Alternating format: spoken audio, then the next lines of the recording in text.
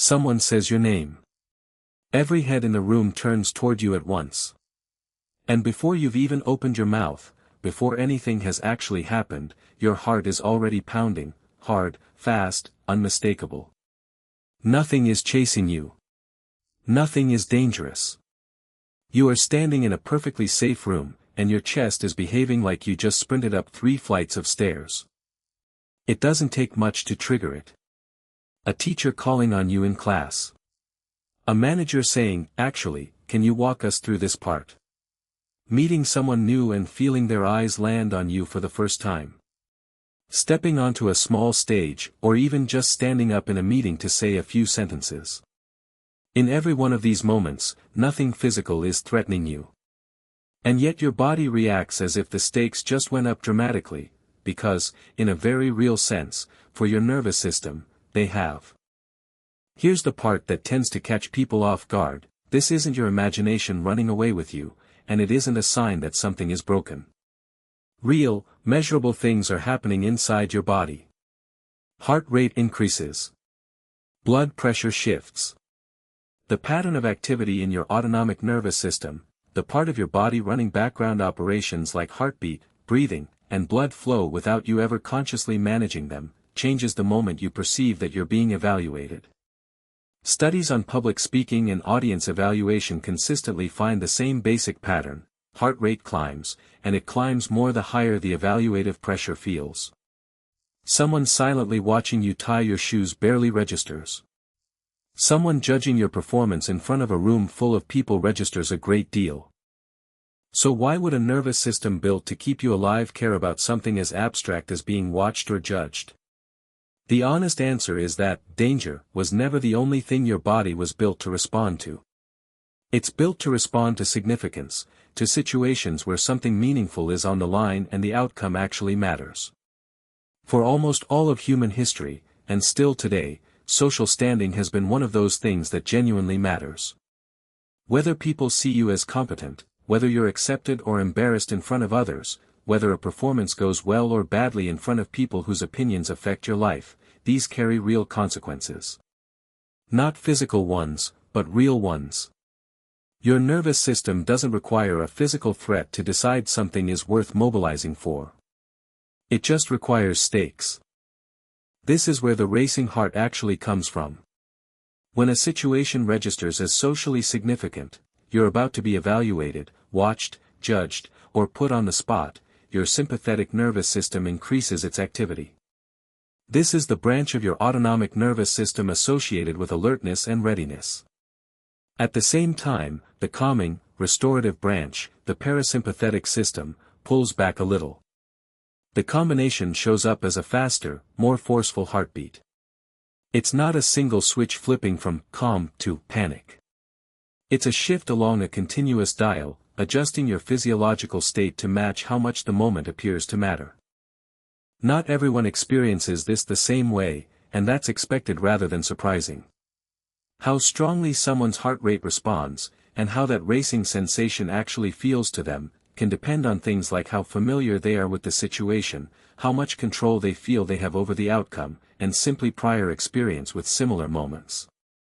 Someone who has given hundreds of presentations may still show a real, measurable cardiovascular response, even if it no longer feels distressing to them. Someone facing an evaluative situation for the first time may show that same basic physiological shift and experience it as far more overwhelming.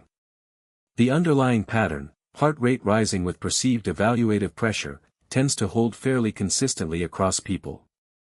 The felt experience layered on top of it is not uniform at all. It's tempting to reach for the classic explanation here, fight or flight, and assume your body thinks it needs to physically fight the room or run out of it. But that framing oversimplifies what's actually happening. Fight or flight was named for situations involving direct physical confrontation, and treating it as the full explanation for a job interview or a classroom question flattens something more nuanced. What's actually occurring is a broader state of heightened readiness, more oxygen and blood moving efficiently, senses sharpened, attention narrowed onto what matters most right now. That state is useful for handling a challenging conversation or a public moment just as much as it would be useful for a physical challenge. it's a general-purpose response to, "This matters, be ready," not a specific rehearsal for combat or escape. There's also no need to hunt for a single culprit tucked away inside the brain. It's tempting to point at one structure and say, "That's the thing doing this," but the reality is a coordinated response involving multiple interacting systems, regions that evaluate significance and threat, pathways that regulate autonomic output, and the cardiovascular system itself responding to signals arriving from several directions at once. No single switch, no single region, is solely responsible for the pounding you feel in your chest. It's also worth being precise about what a racing heart in these moments does and doesn't mean. It doesn't mean the audience is actually dangerous. It doesn't mean you're about to be attacked, and it isn't your brain mistaking a room full of coworkers for a physical predator. It also isn't automatic proof that everyone in that room is judging you. The response happens because your nervous system is treating the situation as one where judgment is possible, whether or not it's actually occurring, and whether or not it would even be harsh if it were. And a racing heart in a moment like this, on its own, doesn't mean you're having a panic attack, and it doesn't mean you have social anxiety. Feeling your heart speed up when you're suddenly the center of attention is an extremely common, ordinary physiological event. Plenty of people who feel completely comfortable with public attention still notice their heart rate climb in the moment. The intensity and how noticeable it feels can vary a great deal from person to person, and from situation to situation, even when the underlying mechanism is the same.